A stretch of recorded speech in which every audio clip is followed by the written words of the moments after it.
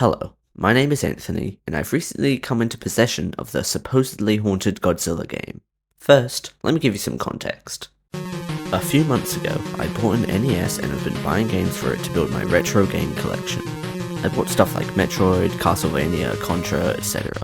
And a couple weeks ago, while I was looking for more games to buy, I found a surprisingly cheap copy of Godzilla, Monster of Monsters. Now I'm certainly no Godzilla superfan, but I've seen most of the movies and have a big appreciation for the Big G, so I couldn't pass up the chance to get an NES Godzilla game. I checked the description of the cartridge to make sure it wasn't broken or something, but the description was just about the seller's paranormal experiences with the game, which just gave me more questions than answers. Turns out, there's a huge urban legend about a supposedly haunted NES Godzilla cartridge that connects with the player's consciousness, and can potentially even kill them. But I'm a pretty big ghost skeptic, so I don't believe any of those stories. Despite the pointless warnings from the seller, seriously, why would they try to stop me from buying it? I bought the game, and a few days later, it arrived, and I quickly inserted it into the NES. But to my surprise, the game was different. It's not a huge alteration, but the title screen had been changed to just Godzilla Monster. I have no idea why, but I had the feeling that it wouldn't be the only change. So, I decided to document any possible changes I could find. I got my trusty NES screen recording equipment and set it up, but then this happened. This screen showed up whenever I was screen recording, and none of the buttons could get it to stop. So instead of recording the screen, I thought that maybe just taking screenshots would work, and to my surprise, it did. From here on out, I'll be taking screenshots and documenting my blind reactions to any possible changes to the game. So it'd be really anticlimactic if the rest of the game was completely unchanged. I also have no idea how to really play the game, but I watched a long play, so that should help me enough. Well, I'm in luck. Whoever made this actually bothered to change things. Some new level types and bosses by the looks of it. Though Ebera and Gabara are weird choices. Also, where the hell is Mothra? Or the base for that matter. Maybe I'll progress by beating Varan? Only one way to find out, I suppose.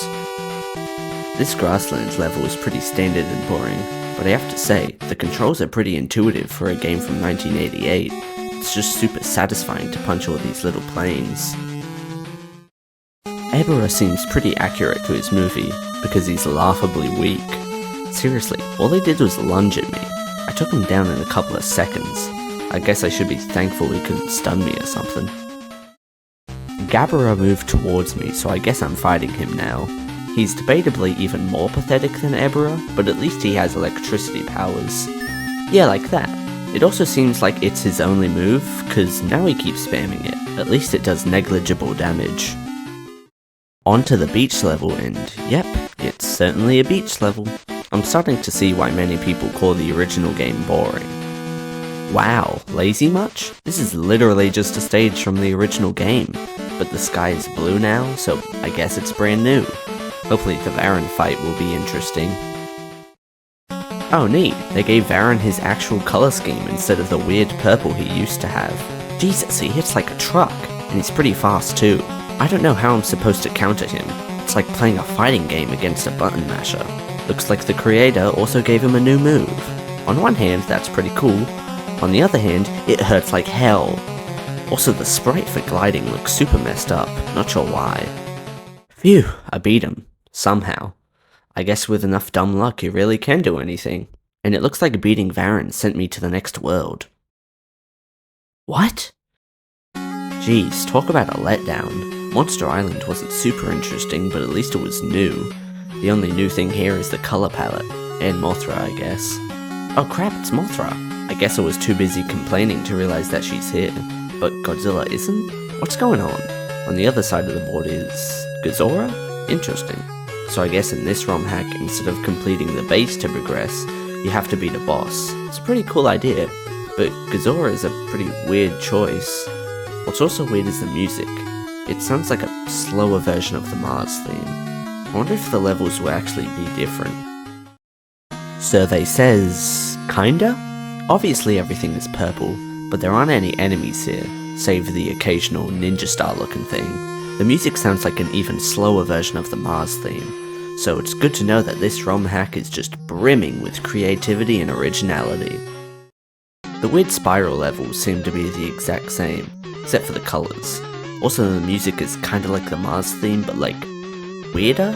It's hard to describe. And I just realised that the score is missing. That's a bummer. I always liked aiming for new high scores. The city levels are completely empty. Seriously, no sign of life at all. There's not even any music. Is this meant to be creepy? Because it's failing miserably. Time to fight Godzilla. He doesn't seem that different, like, at all.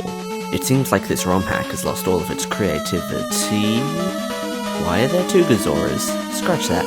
How are there two Godzillas? Jesus, they just keep on coming. Can't even do anything because they keep smacking me into the corner with their tentacles. I'll just have to wait for the battle timer to end. Huh, that's weird. Looks like I've been sent to the next world. Laned, huh? I don't know much about space, but I'm pretty sure that's not a real planet, or anything Godzilla related. I have no idea what to expect after that fight with the Godzillas. I don't even know how that was possible on an NES. There wasn't even any sprite flickering. Clearly whoever made this ROM hack is more skilled than I once thought. Sweet, I have Godzilla and Mothra now. I would have preferred to have them both from the start, but there's no point crying over spilt milk. And it looks like this world is all new. Even the music sounds original. It's kinda hard to describe. I guess it's kinda like the theme of a dungeon in an old school RPG. The boss in the center is called Gargantuas. Oh boy, does that mean I'm gonna have to fight multiple monsters again? And how would I access the levels at the top if beating the boss sends me to the next world? Oh well, I don't really care that much. If I really want to see what those levels are, I'll just replay the game. I'll start with the dead tree level.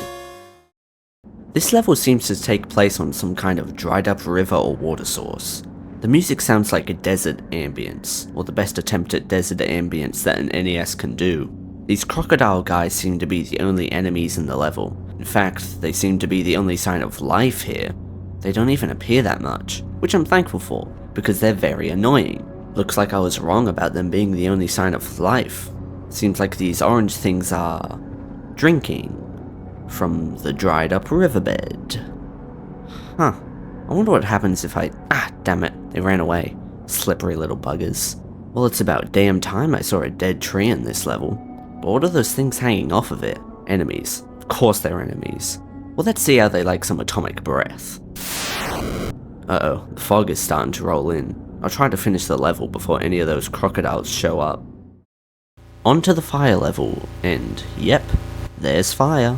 And lots of it. I don't really know what to say. The music is just a mess. I think it's meant to sound like fire, but the NES's sound chip just wasn't meant for realism. Well, there's this thing. Looks like a strange Godzilla clone. It's just hopping at me, so it's not that big of a threat. Time for a boss fight. Oh, I recognize this guy. He's one of the Gargantuas from War of the Gargantuas. That seems really obvious in hindsight. Sanda's moveset is pretty standard, nothing too out of the ordinary so far. I'm just wondering when Gyra is gonna show up. I see his health bar. One atomic breath later and Sanda runs away to get his brother for help. Or maybe sister? I've never seen that movie. As for Gyra themselves, they're a lot more aggressive than Sanda, but I still wouldn't call them challenging. Neat idea for a boss though. After taking care of Gyra, Sanda came running back, but then died very quickly. I didn't take a screenshot because nothing new happened. But this is new. Literally, a whole new icon appeared on the board. It looks like some sort of crystal maybe. Not sure why this icon is so vague compared to the rest. I assume beating it will send me to the next world, since defeating the Gargantuas didn't do that. Anyways, time to give Mothra some spotlight. The green fort icon seems like some sort of ancient ruins. These annoying worms keep launching up out of the water to block my path. The worst part is they take a lot of hits to kill. What grabs my curiosity is the water. Would I be able to fall into it if I was Godzilla? Oh well, not like I want to find out. Well, look at this little goober. He isn't even trying to attack me. He's the nicest thing in this dump. This place is great. Well, I certainly wasn't expecting NPCs to appear in this, let alone voice to dialogue, and I'm not too sure that this place is all that great strange green creature thing, but you do you, I guess. Nothing new was in the fire level. The blue thing didn't even show up this time, so no screenshots. The tree icon is a forest. I'm absolutely flabbergasted. Those bats from the first stage are back, but now they're green and a lot more common. There's also some little gremlins in the background, but they're harmless. The music is pretty tense, doesn't really fit the setting that much. A bit further in and this big slug thing has shown up. It's really slow and can't actually damage me without me flying into it. Also, is it just me or has the vegetation started losing its colour? At the end of the stage and yep, definitely a lot grayer now. Looks like the whole forest died. Now all that's left to do is the crystal level. I have no idea what to expect, so I'll bring in Godzilla just in case. A boss fight? I honestly should have expected that. I also don't recognize Norin at all. She doesn't even look like she was made by Toho. Pretty sure she was made by the creator of this ROM hack, but I'm not sure why she gets to have a background in her battle. Aside from that, she's got some pretty cool music, but she's also slow as hell. But she makes up for her slow speed by spamming this stupid eye laser attack. It does a lot of damage, but doesn't cost much power.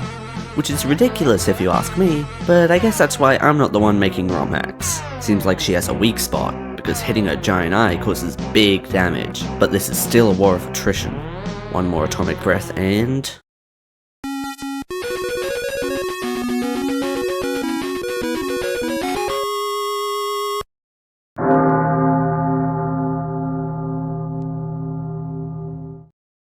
What? No, seriously, what just happened? Norin disappeared, and now I have that crystal. So I guess I won? And there's another new level, a white circle. Why does everything have to be so damn vague all of a sudden? Well, this is it. No music, no HUD, just a white void. That's it. And that's Lane Ed completed, even though Mothra didn't go through the white circle. But I'm honestly pretty tired, so I'll continue tomorrow. Well, it's officially tomorrow, so time to continue. I'm honestly pretty excited. I've even done some actual research on other people's experiences with this haunted game, just out of curiosity. I've also messaged the seller and told them about what happened in the previous worlds, but they haven't gotten back to me yet. Still no real planets, huh? Well, this place doesn't look very welcoming, and the music certainly isn't helping that feeling. It makes me feel uncomfortably warm. Oh, I wonder if the developer integrated this feature. Well, color me impressed, they did their research. I can see the name of the level by pressing select on the level icon, just like with a boss. The levels are Rage Forest, Execution, Dungeon, Red Temple, Cliffs, and Eruption. I assume there's something important in Execution and Dungeon, since they're off the beaten path. Or maybe I'm just falling into the developer's trap.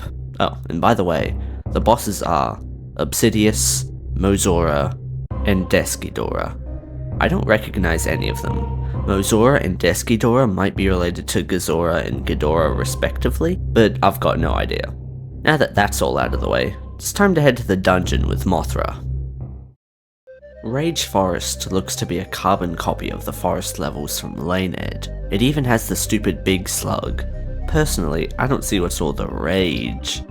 Okay, I won't do that again. Oh, hello there, little fella. What's your name? I am the messenger. You have defeated a prison keeper. I have rewarded you in the menu. Go there. He responded to me? No, must have just been a coincidence. NES games can't hear you talk. This developer is good, but not that good. And what's a prism keeper? Is he talking about Norin? And he's off. Well, since he asked so nicely, I suppose I can take a detour into the menu. Oh yeah, I forgot to mention this earlier, but when I started the game, for some reason the only option here was play game, but now I've got some goodies to mess with. Huh, not quite what I was expecting. Monsters seems to be some sort of debug mode. You select your character, then a stage or boss. I'll try it out a little bit. So far it's completely normal, just a regular debug mode. Nothing weird at all. I guess I spoke too soon. The screen stayed like that for about 20 seconds. I'll try another boss and see if it happens again. Second verse, same as the first. This is one crappy debug mode. Now that Goody 1 is out of the way, let's see if there's anything of note in the password screen. Whoa, This is definitely not normal. Looks like everything has been replaced with the random symbols. Okay, I think I got it.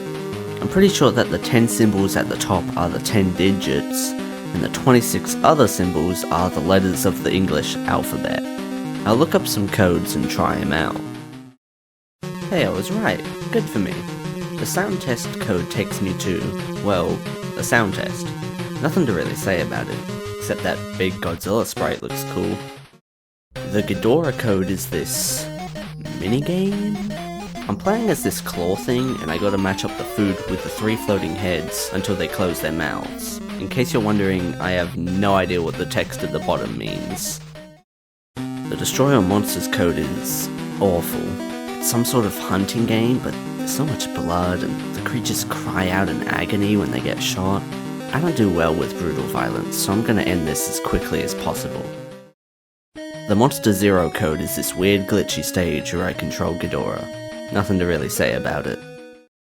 And lastly, it's the start to end code. It's just this messed up Godzilla with some text above him that I can't read. Well, there aren't any other codes to try. This detour was neat, but honestly it was a waste of time. Back to the board. Back in the Rage Forest, and it seems the locals are here to say hello. Or they're here to skewer me. Looks like some of them have recently feasted. I hate the blood on their mouths. Makes me feel uncomfortable. Thankfully, I've reached the last of these levels. The execution level is exactly what I dreaded it would be. I already hate the gloomy atmosphere. Even the music sounds threatening. I don't like where this is going. But I guess my opinion doesn't matter. The decapitated heads have a tendency to float towards me, but they only take 1 hit to kill. Sometimes the bodies will stand up and wander around aimlessly, but they can't reach me. Hopefully the dungeon level won't be nearly as bad. Well, it already looks a lot nicer. I like the shade of blue they used for this place. The music also has a medieval feel to it, if that makes sense. First enemy here looks like a night pterodactyl. All it does is swoop towards me, not too much trouble. Second enemy is a big knight. They're easy to avoid on their own, but being paired with the pterodactyls makes dodging their sword swings a real challenge. Hey, redhead, what's your deal here? Who are you? Intruders are not welcome here. Well, none of your guards were able to stop me. Whatever, just take one of our prisoners and leave. What? It sounded like a response to what I said. That's one crazy coincidence. Looks like I can pick a prisoner to release. The options are just the base game bosses. I guess I'll pick Gigan?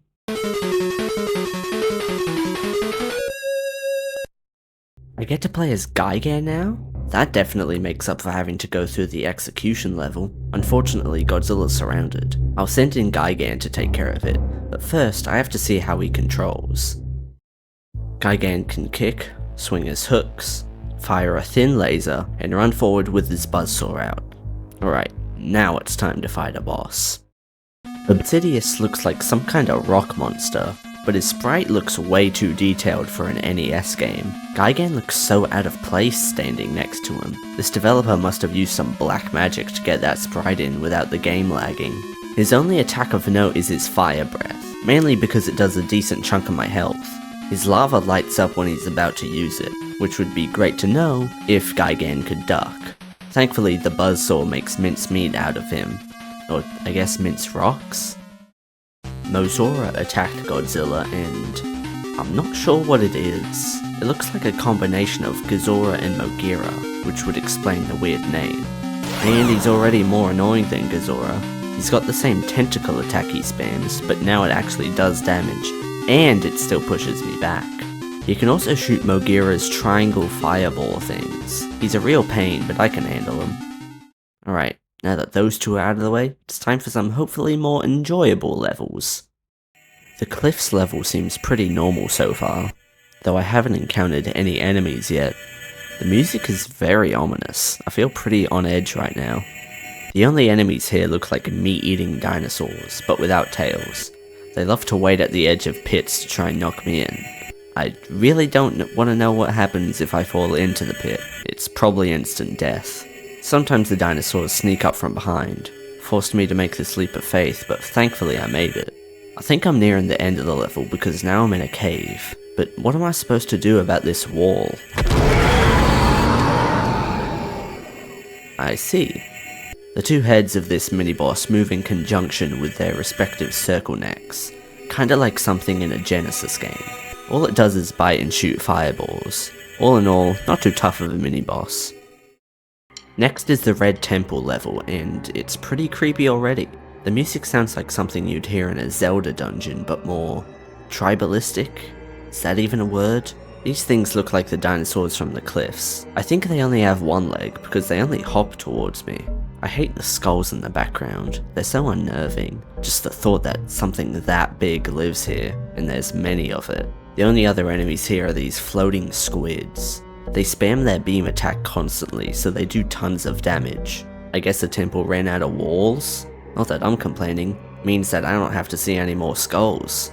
This is bad. I'm at really low health and one of those dumb squids is in my way. Godzilla might not make it. I have no idea what just happened, but I'm not gonna look a gift horse in the mouth, so... Thanks, game? Jesus, Descidor is huge! It's pretty strange to hear the final boss music right now. I feel like it should be playing way later. I don't think Gigan was the right choice for this guy. I can't get close enough to use the buzzsaw because he keeps kicking me away, and the laser just isn't doing enough damage. I'll have to wait for the timer to end. Back with Godzilla and he's doing way better. I just need one more atomic breath to finish him off. Nice! But it was pretty weird how he didn't move around the board at all. That crystal icon has appeared again. It's called Prism, which makes sense, since apparently Norin was a Prism Keeper. But I still gotta go through one more level. The eruption level looks like the cliffs, but a lot more red. And there's a big volcano erupting in the background. And there's a timer? Crap, I gotta do this fast. No enemies in this level, thankfully, but occasionally chunks of magma rain down. I can't destroy them, so I just have to wait for them to pass by. Alright, nothing left to do but fight the Prism Keeper. I wonder what they'll look like this time. Jeez, it's a lot more intense than Norin. I'm pretty sure Malice was also made up just for this game. What the hell? He jumped to the other side and Gigan turned around. I know it sounds dumb, but I'm pretty confident that doesn't happen a single time in the original game. This attack is the most annoying, which is easy since he only has two. He creates a bunch of fireballs between his horns and then shoots them out. It's annoying because I can barely tell them apart from the background, or anything else really. The whole screen is super red. Also, there's definitely no battle timer in the Prism Keeper fights, because this has gone on way longer than 40 seconds. But thankfully for me, Malice has one glaring weakness. All of his attacks require power, so now that he's run out of it, I can just wail on him with the buzzsaw. Not so tough now, are ya?